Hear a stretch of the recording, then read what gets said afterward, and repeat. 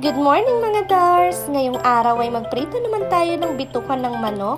Pagkatapos natin itong linisan na ilaga muna natin sa bawang, paminta, laurel, at asin. Tapos habang nilalaga natin yan, i-ready naman natin ang harina, cornstarch. Tapos lagyan natin ng pampalasa at konting paminta, asin. Mekas-mekas lang natin yan mga Dars.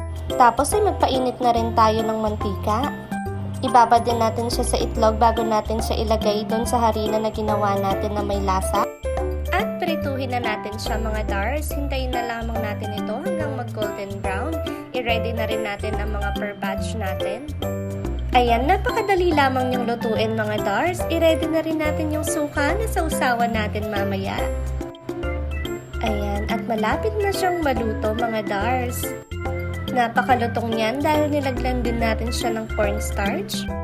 O di ba mga Dars, luto na agad ang ating pritong bituka ng manok. Ilang araw na rin ako nagka-crave dito. Tikman naman natin mga Dars. Isawsaw natin siya sa suka. Wow, sobrang sarap nito mga Dars. Napakasarap, napakalutong. Kaya i-try nyo na rin.